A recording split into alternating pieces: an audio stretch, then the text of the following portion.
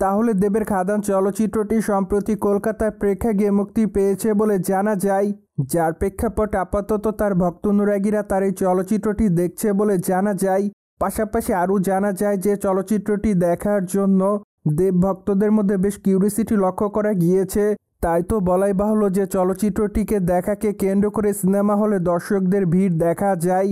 পাশাপাশি প্রথম দিনে চলচ্চিত্রের অ্যাডভান্স বুকিং থেকে 58 লক্ষ গ্রস হয়েছে।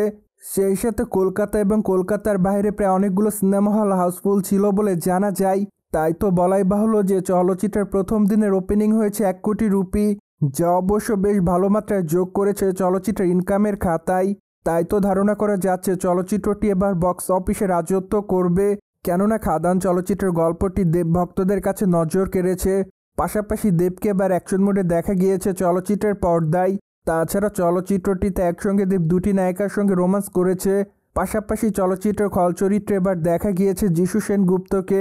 ওভারঅল বলা যায় যে চলচ্চিত্রের গল্প থেকে শুরু করে চলচ্চিত্রের মেকিং সবকিছু এবার দর্শকদের কাছে ব্যাপক আকারে নজর কেড়েছে। তাই তো এবার বলা যায় যে খাদান চলচ্চিত্রের মাধ্যমে কলকাতা বাংলা ইন্ডাস্ট্রিতে আবারও অ্যাকশন চলচ্চিত্রের মূল্য বৃদ্ধি পাবে, কেননা প্রায় বছরখানিক সময় ধরে কলকাতা বাংলা চলচ্চিত্রে অ্যাকশন দৃশ্য চলচ্চিত্রগুলো সে পরিমাণ অর্থ ইনকাম করতে পারছে না, যার প্রেক্ষাপটে নির্মাতারা অ্যাকশন ঘরানার চলচ্চিত্র নির্মাণের কাজ কমিয়ে দিয়েছিলেন।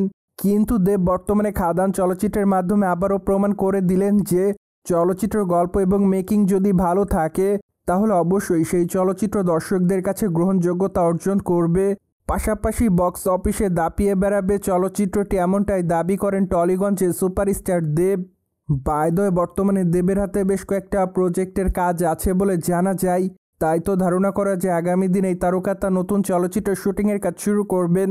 পাশাপাশি ধারণা করা যাচ্ছে আগামী দিনে এই তারকা রঘু ডাকাত চলচ্চিত্রের শুটিংয়ের কাজ করবেন, কেননা প্রায় অনেকদিন আগে এই তারকা রঘু ডাকাত চলচ্চিত্রের ঘোষণা দিয়েছিলেন। কিন্তু এখনও পর্যন্ত দেব রঘু ডাকাত চলচ্চিত্রের শুটিংয়ের কাজ শুরু করতে পারেনি। তাই তো মাত্র কয়েকটা দিন আগে টলিগঞ্জের সুপারস্টার দেব জানিয়েছিলেন যে আগামী দিনে তাকে রঘু ডাকাত চলচ্চিত্রের শুটিংয়ের কাজ করতে দেখা যাবে। সোভিয়েট জেনে তো নিলেন খাদান চলচ্চিত্রটি প্রথম দিনে কত টাকা ওপেনিং নিয়ে আসতে পারে।